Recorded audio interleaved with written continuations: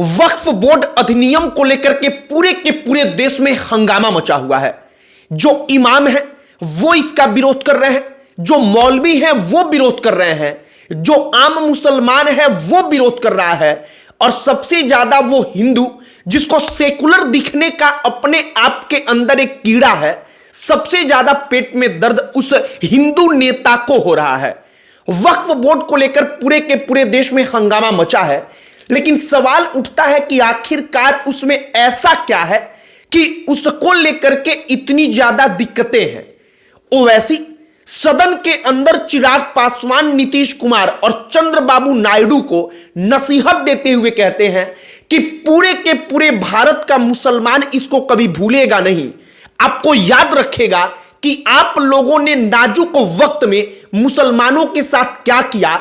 और चिराग पासवान को, चंद्रबाबू नायडू को और नीतीश कुमार को वो नसीहत देने लगते हैं।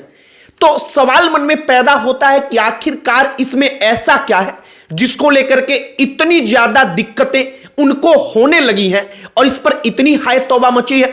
सबसे पहला सवाल जो आपके मन में आएगा कि वक्फ अधिनियम है क्या, तो यह अधिनियम यह है कि वक्फ बोर्ड की जो संपत्ति होती है वो अनियंत्रित तरीके से उनको इतनी शक्ति प्राप्त हो चुकी है कि वो सरकार के कंट्रोल से भी बाहर है। अब सरकार चाहती है कि ना, देश में कानून है, देश में संविधान है, तो जो वक्फ बोर्ड है और वक्फ बोर्ड की संपत्तियां हैं वो भी कानून के दायरे के अंदर आए। अब तक क्या होता है कि अगर वक्फ बोर्ड किसी संपत्ति पर दावा कर दे कि यह संपत्ति मेरा है, तो आप वक्फ बोर्ड के उस दावे के खिलाफ हाई कोर्ट में नहीं जा सकते, किसी सिविल कोर्ट में नहीं जा सकते। उनकी सुनवाई वक्फ बोर्ड ट्रिब्यूनल ही करेगा, वही करेंगे, वहां पर भी मुसलमान होंगे। और अगर उन्होंने फैसला अपने आप के हक में सुना लिया, वक्फ बोर्ड के हक में दे दिया, तो आपके पास कोई रास्ता नहीं बचता। लिहाजा आपको वो जमीन, आपको वो संपत्ति छोड़नी पड़ती है। अब क्या कुछ बदलाव हो रहा है, एक एक करके आपको सब कुछ बताएंगे, लेकिन उससे पहले हमारा नमस्कार स्वीकार करिए। हमारा नाम मोहित कुमार सिंह है। सबसे पहले हमें समझना होगा कि वक्फ बोर्ड आखिरकार है क्या। दरअसल जब मुगल काल चल रहा था, तो मुगल काल में जब मुसलमान इस देश पर राज कर रहे थे, तो वक्फ शब्द वहीं से निकला कि वो संपत्ति जो अल्लाह के नाम कर दी जाए, अल्लाह के नाम पर वो डोनेट कर दी जाए। अब होता क्या था कि कई गांव, कई बड़ी संपत्तियां लोगों ने अध्यात्म के रास्ते पर इस्लाम के लिए उसको समर्पित कर दिया, उसको अल्लाह के नाम पर दे दिया और वो संपत्तियां वक्फ की बन गई। अब धीरे धीरे जब समय आगे बढ़ा, तो इन संपत्तियों को रेगुलेट करने के लिए, इन संपत्तियों के रख रखाव के लिए जो वक्फ बोर्ड है वो अस्तित्व में आया। लेकिन वक्फ बोर्ड के पास इतनी शक्तियां हो गई कि वक्फ बोर्ड की शक्तियों के आगे supreme court, high court, Bharat की सरकार, भारत के किसी राज्य की सरकार, हर कोई बौना साबित हो गया। अब किस प्रकार की असीमित संपत्तियां, तो आप इसका अंदाजा लगाइए कि अगर वक्फ बोर्ड आपकी अपनी जमीन है, अगर उस पर दावा कर देता है कि यह जमीन हमारी है, वक्फ की है, उसके पास कोई कागज नहीं है, फिर भी अब आपकी जिम्मेदारी है कि आप इसको साबित करें कि वो जमीन आपकी है। वक्फ ने कह दिया तो वो जमीन उसकी हो गई। अब आपको साबित कहां पर करना है? किसी सिविल कोर्ट में नहीं, हाई कोर्ट, सुप्रीम कोर्ट में जाकर नहीं, बल्कि वक्फ बोर्ड का ही जो ट्रिब्यूनल बोर्ड है उन्हीं का है, उसके सामने ही जाकर सिद्ध करना है। और अगर वो कह देते हैं कि ना, आप सिद्ध नहीं कर पाए, तो आपकी संपत्ति उनकी हो जाएगी। अब जो है सरकार बदलाव जो कर रही है, तो उसमें क्या हो जाएगा? उसमें यह हो जाएगा कि आपके पास पावर आ जाएगा कि अगर वक्फ बोर्ड किसी संपत्ति पर दावा करता है, तो आप सिविल कोर्ट में चले जाएंगे और आप जाकर कहेंगे कि नहीं, यह वक्फ बोर्ड की संपत्ति नहीं है। आप इससे भी नहीं होगा तो हाई कोर्ट में अगर ट्रिब्यूनल बोर्ड जो है वो फैसला देता है, तो उसके खिलाफ आप हाई कोर्ट में जा सकते हैं, वहां पर जाकर अपील कर सकते हैं और उसकी सुनवाई होगी। इससे उनको दिक्कत है।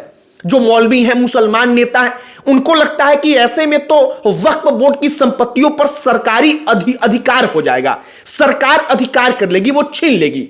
अब इसमें एक और बात है, अगर मान लीजिए कि किसी जमीन पर मुसलमान मस्जिद बना दे, तो वो जमीन ऑटोमेटिकली वक्फ बोर्ड की हो जाती थी, वक्फ संपत्ति घोषित हो जाती थी, मतलब अल्लाह की हो जाती थी।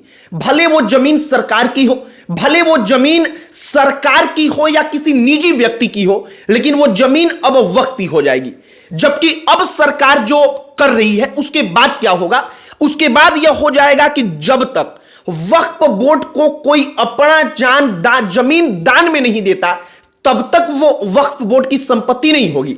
इसके अलावा एक और बदलाव होगा, वक्फ बोर्ड में अब तक कोई महिला नहीं रहती है, ना दूसरे धर्म का कोई व्यक्ति रहता है।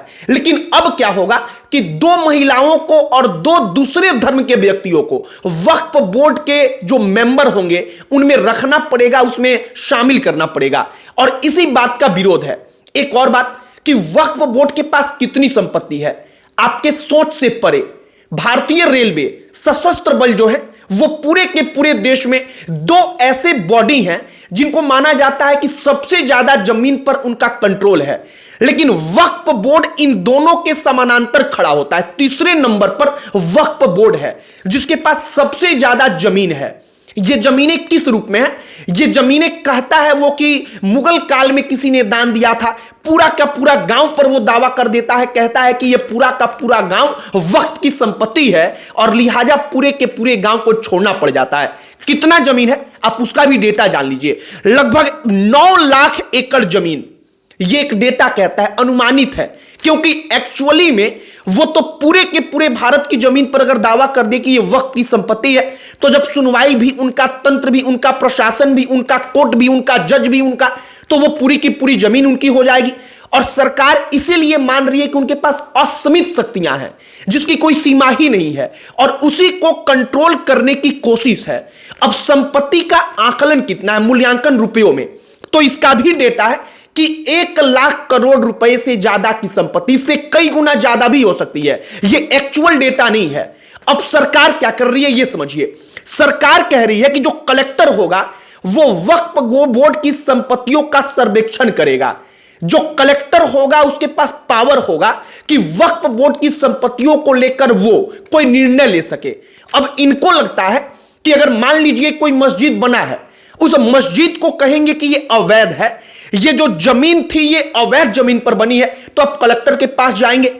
तो मुसलमान नेताओं का जो पार्टियां विरोध कर रही हैं उनका कहना है कि जब वो कलेक्टर के पास जाएंगे तो जिसकी सत्ता होगी कलेक्टर उसके इशारे पर काम करेगा और कलेक्टर तो कहेगा ही कि हां ये संपत्ति जो है वो वक्फ बोर्ड की संपत्ति अवैध है और वो मस्जिद वहां से तोड़ दी जाएगी। एक और बात है जो ओवैसी समझाते हैं मुसलमानों को, वो कहते हैं कि अगर ये अधिनियम पास हो गया तो इससे क्या हो जाएगा कि अगर कोई मस्जिद पर अवैध होने का दावा कर देता है तो जब तक फैसला हमारे हक में नहीं आ जाता, मुसलमानों के हक में नहीं आ जाता, वक्फ बोर्ड के हक में नहीं आ जाता, तब तक वो संपत्ति हमारा अधिकार से बाहर चला जाएगा, हमारा अधिकार उस प्रॉपर्टी पर नहीं रह जाएगा।